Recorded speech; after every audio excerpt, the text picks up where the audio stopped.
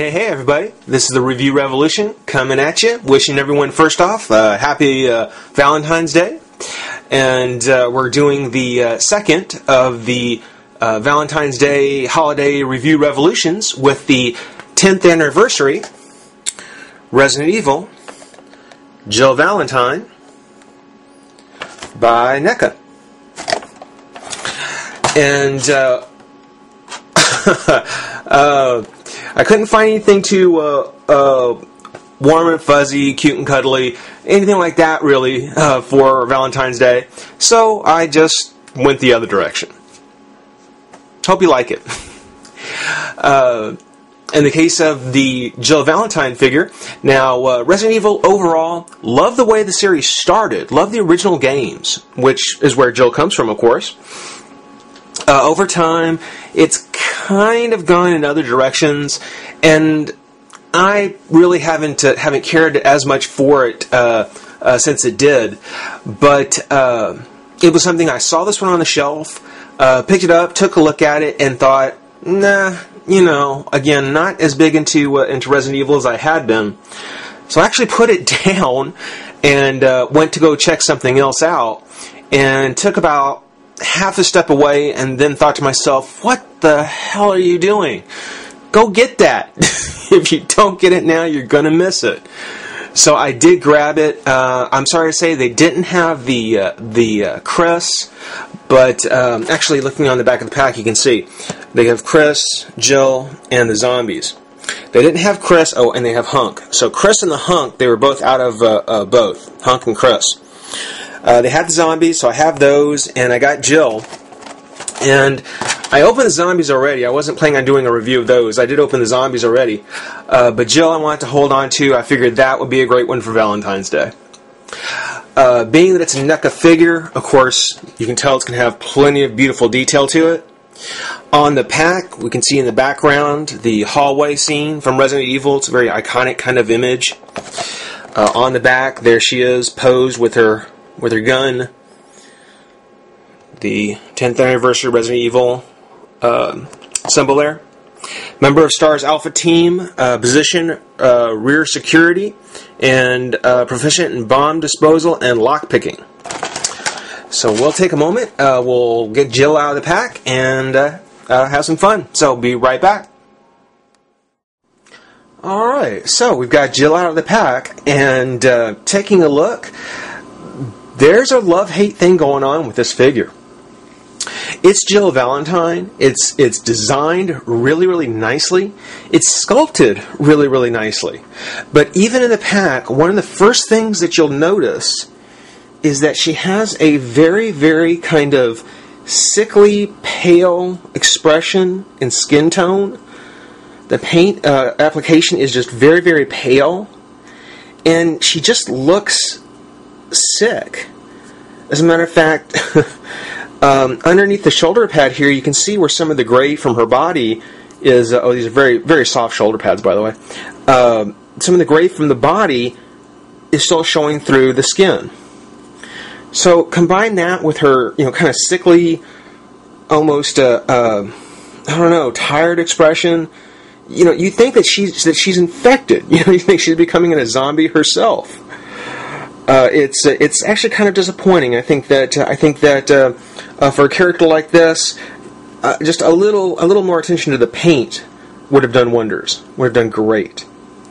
Beyond that, though, I mean, we can see she's got her STAR logo on her beret, on the shoulder, and even on the back, it's got the STAR's Special Tactical and Security Service.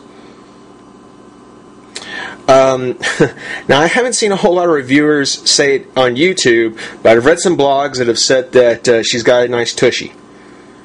And I'll agree with you there. She certainly does. In the way of articulation, she does have a ball-jointed head. Now, the hair on the back doesn't give you a wide range of movement, but then, being a NECA figure, anything you get, you're happy for.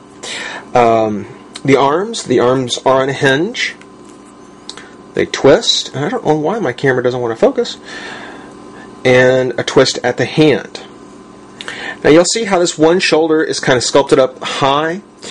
And that's simply because the pre-made pose that they have her is with her gun arm extended. And we'll kind of get to that here in just a second.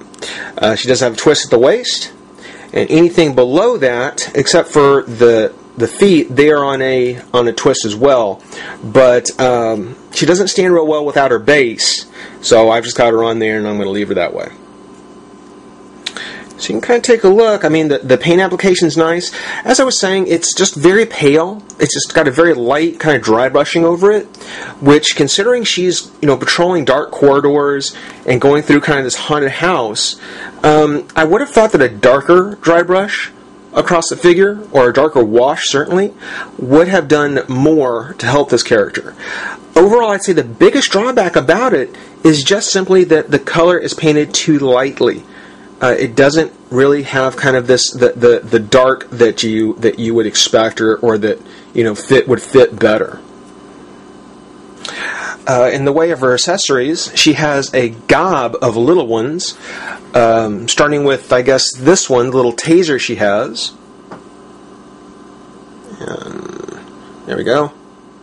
Taser kind of showed up later around the remake for the GameCube. She's got 3 grenades, a little variety of grenades here.